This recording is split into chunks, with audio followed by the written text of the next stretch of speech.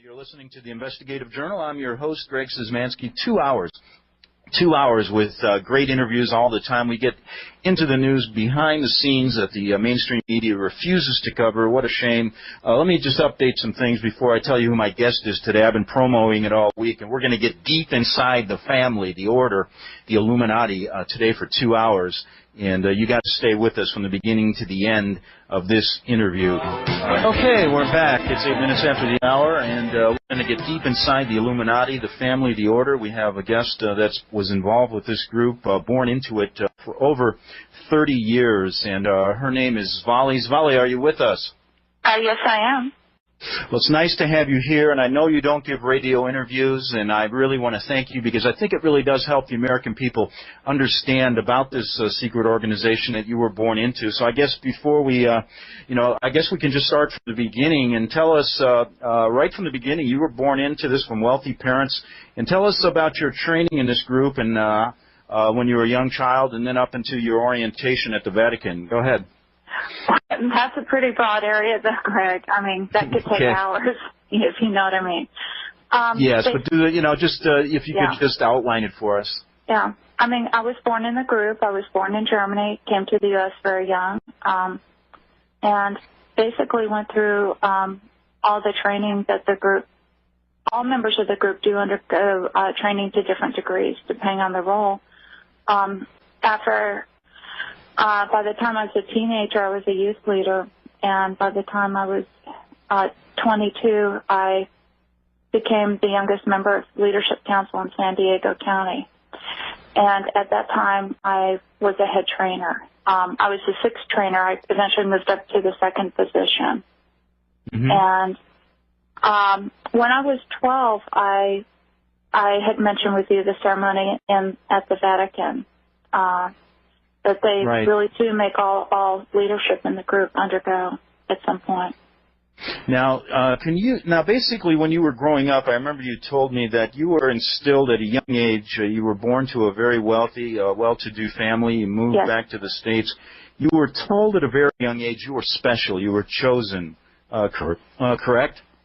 Well, they tell everyone in the group that they're special and chosen. And, in fact, that's one of the things that made me very cynical when I was older is that, you will never meet a person who's an Illuminati who's not been told and programmed for years that they're special, they're the only one that can do things for, quote-unquote, family. But I was told, yes, I would do great things for family one day. And the reason why, I guess, I can filter some of this with an objective view is I know what my role in the group was, and it was over quite a significant number of other people. So I don't evaluate my role or specialness within the group, not so much by what I was told, but by what I did. So you reached the age of 12, and then you're told by your parents you're going to an induction ceremony in the Vatican. Can you tell us how that happened and what occurred at that ceremony when you went there?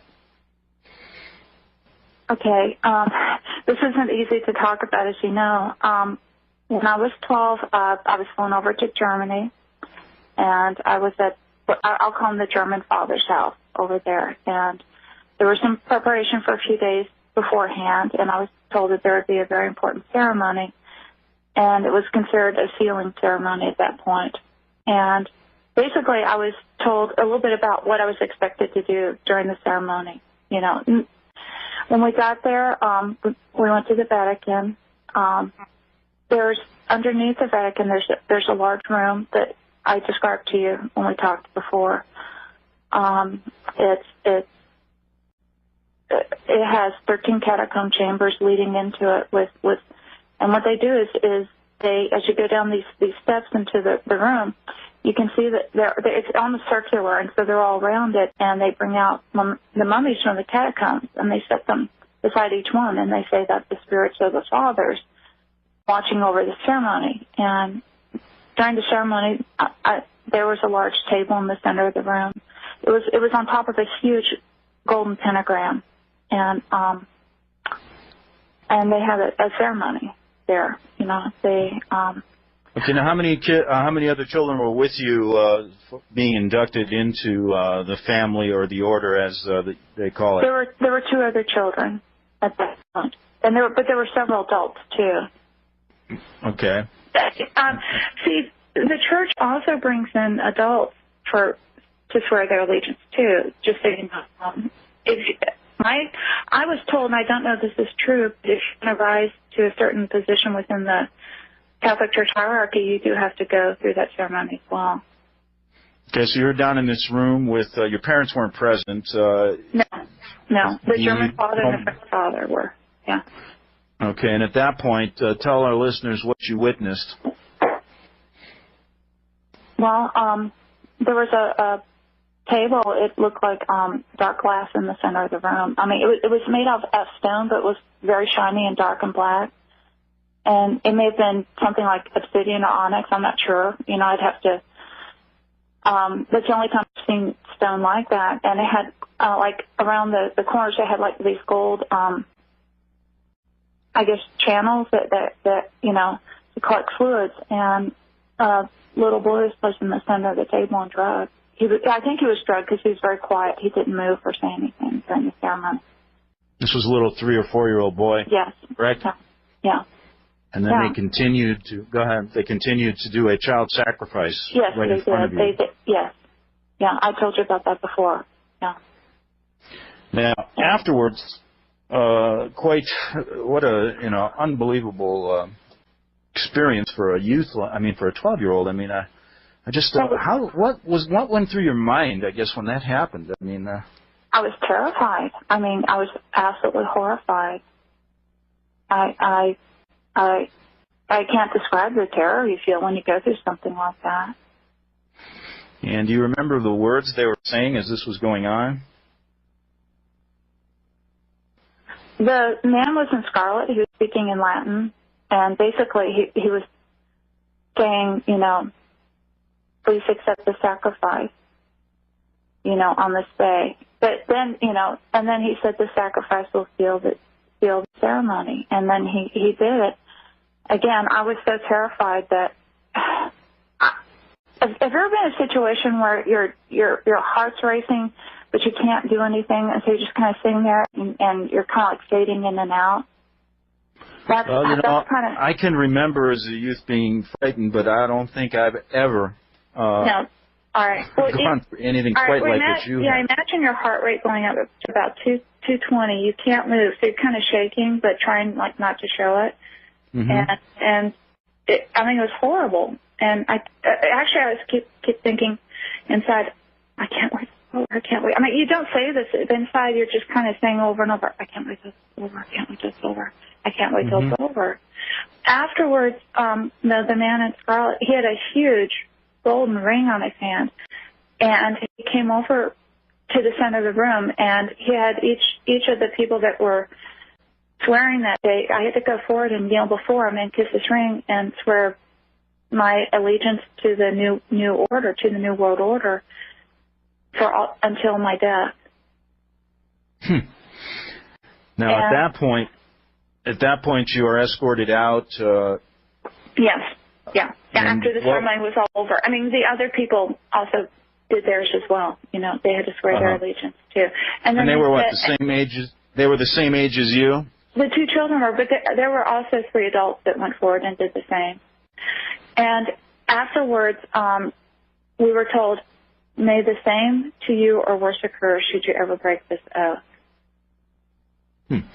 So it's basically, imagine at that age, and you weren't really prepped for this, were you? I mean, you were told there was a ceremony, but nothing, you didn't expect anything like this, from what I gathered talking to you.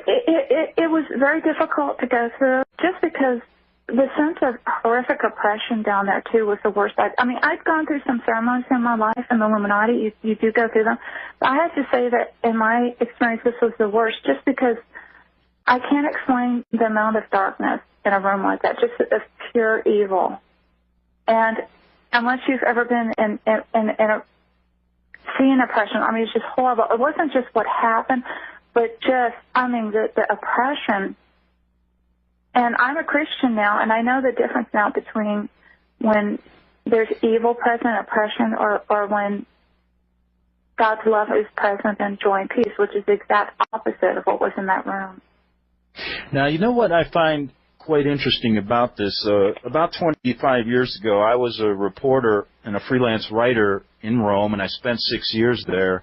I walked through the Vatican many, many times, hundreds of times, covered the papal addresses, things like that. And during that time, I was there during a Vatican scandal, which involved the church bank and other things, members of the Illuminati, the Freemasons. I was approached by a woman on Via Veneto. I'll never forget this. Rome's a small town, and people knew I was covering stories about the secret societies, things like that, because I had to ask people. Well, this woman came up to me and told me similar stories. She wasn't quite as specific because she couldn't handle it. She would break out crying. Yeah. And had tried to commit suicide twice because she couldn't get out of the Illuminati. She was a member, she was, again, born into it, a very wealthy northern Italian family. And she told me basically the same ceremony took place with her. And so when I started talking to you, I wanted to relay that to you and to also relate to my listeners that I heard about this 25 years ago from a woman by the name of Maria and many other people, several other people in Italy that I talked to.